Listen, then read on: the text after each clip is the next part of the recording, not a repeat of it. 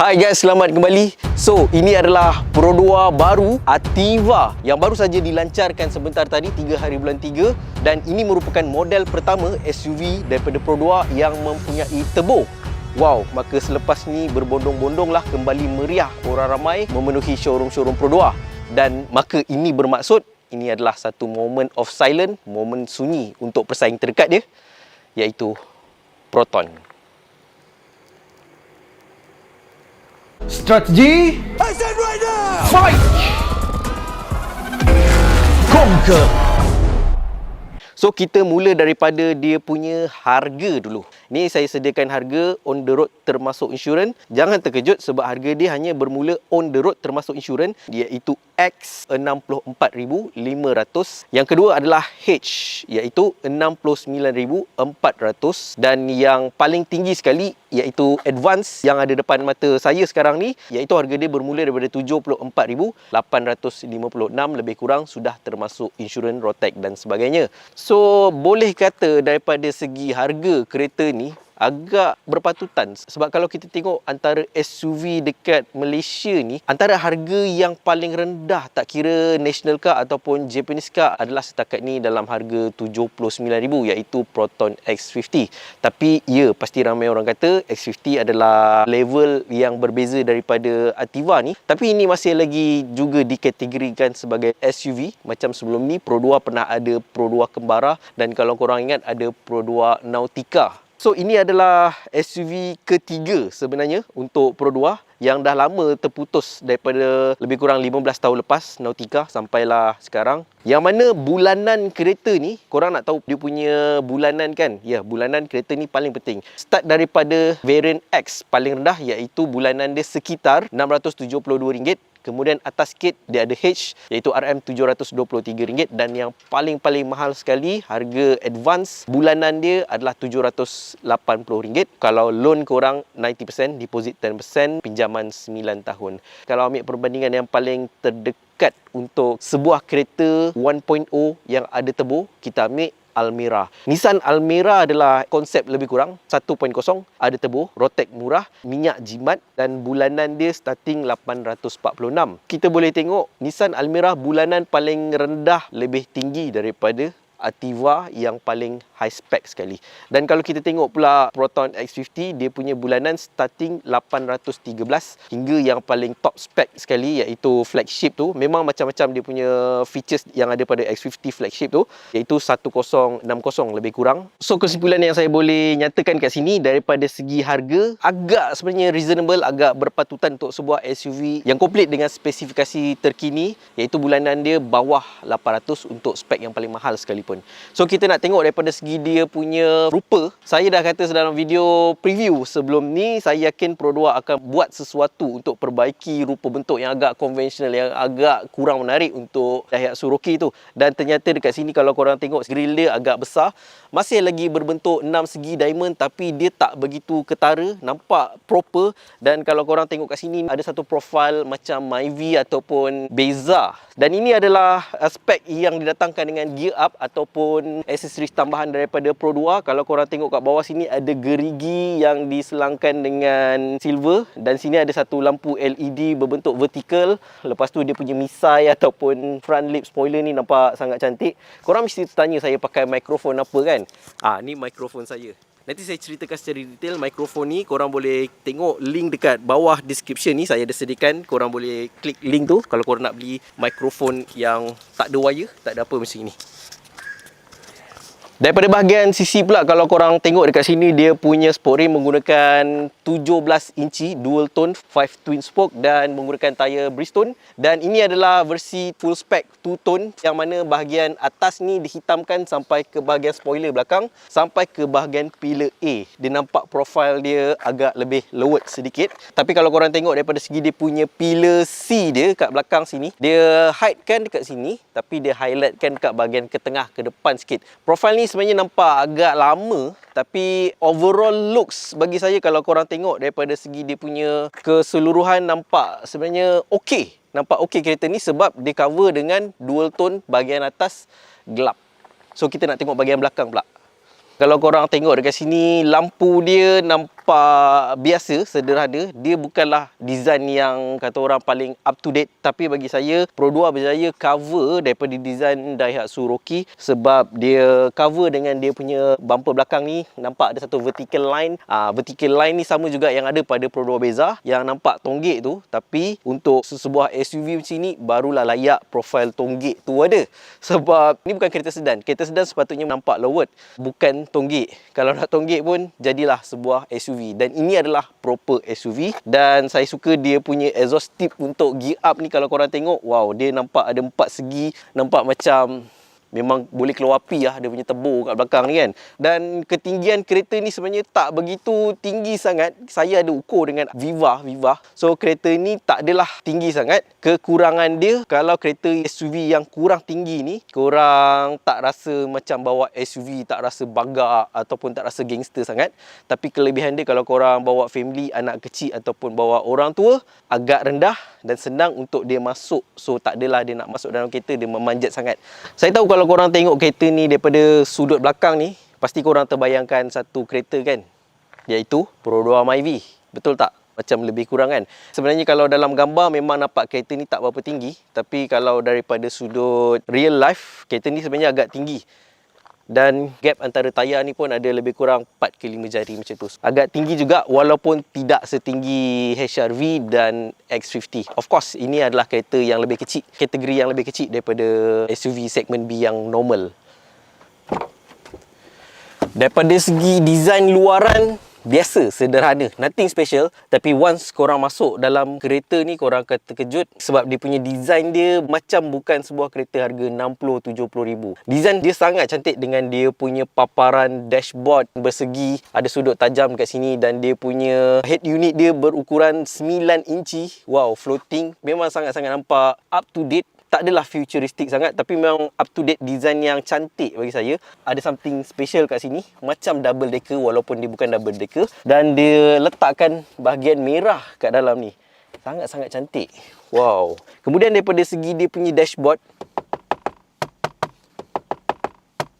masih menggunakan hard plastik. Yalah, kereta harga 60 ribu, memang kita tak boleh expect soft touch plastik. Dan kereta ni didatangkan dengan peti ais. Ya, dalam kereta ni ada peti ais. So, kalau korang tapau McD ataupun korang nak sejukkan air mineral, kereta ni ada peti ais. Magic trick. Korang tengok kat sini. Wow. So, letak air mineral and then aircon, dia akan tiupkan udara sejuk. Jadilah peti ais. Dan saya suka dia punya aircon blower. Nampak macam ada sudut-sudut tajam, terkeluar sana, terkeluar sini. Nampak futuristik. Boleh lawan dengan X50 punya aircraft turbine dia punya blower tu kan. Cuma dekat sini kekurangan dia, kantoi dekat sini daripada segi dia punya finishing dia kurang. Sudahlah, tak ada soft touch. Dashboard pun tak ada damper.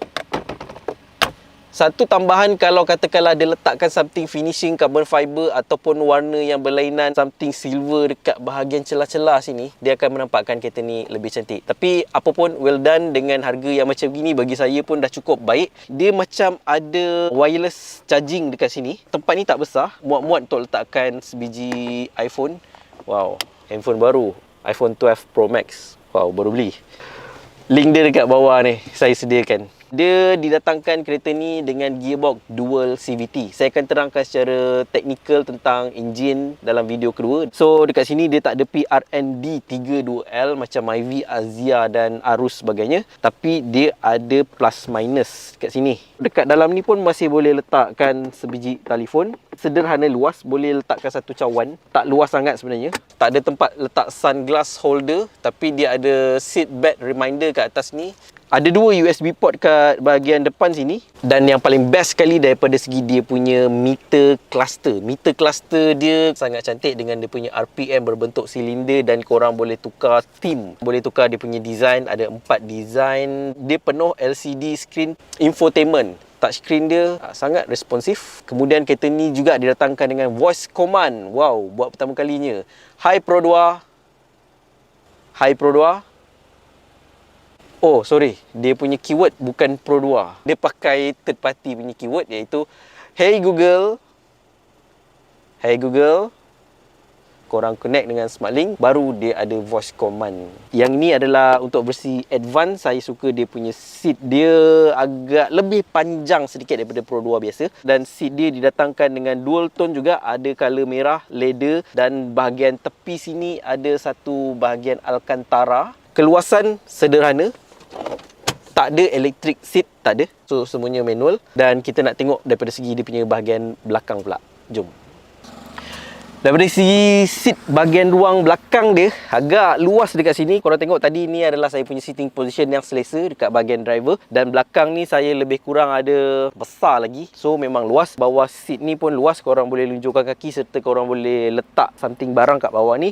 Tapi kekurangan bahagian belakang ni, dia tak ada aircon blower. Ada dua lagi USB port 2.1 dekat belakang ni. Tapi satu lagi kekurangan dekat bahagian center console armrest, dia ada charging port, tapi dia tak ada apa-apa poket. So korang tak boleh nak letak handphone korang kat sini bila korang charging telefon. Tapi dia punya seat recline ni ada dua level. Itu satu dan dua. Tak banyak beza pun antara yang pertama dengan kedua ni. Dia punya seat pocket bahagian belakang ni agak kecil dan boleh dimuatkan dengan satu botol air saja. So kompartmen bahagian belakang ni hanya ada dua cup holder dan dua rear seat pocket. Dia tak ada pocket dekat bahagian seat sebelah sini macam Myvi, ataupun utility hook dekat bahagian seat yang biasanya Pro 2 bijak menggunakan setiap ruang. Tak ada. Ni adalah dia punya boot ruang belakang dia. Lebih kurang 303 liter, 300 liter. Agak kecil je kalau dibandingkan dengan Pro 2 Beza lebih kurang hampir 500 macam tu. Tapi dia lebih besar sedikit daripada Myvi. Ni adalah tonneau cover just macam gini saja. Kekurangan dia, benda ni kalau korang pasang, korang tak boleh letakkan barang atas ni, dia akan jatuh ataupun dia akan lembik. Tapi kelebihan dia, kalau korang nak lipat seat, benda ni korang senang simpan, korang just lipat aja. Tada! Ni kita boleh letak kat bahagian bawah sini dan selesai. Korang boleh baringkan dia punya seat 60-40 split dan ada ruang yang agak luas. Ini saya jangkakan lebih kurang 600 liter. Anggaran saya sajalah.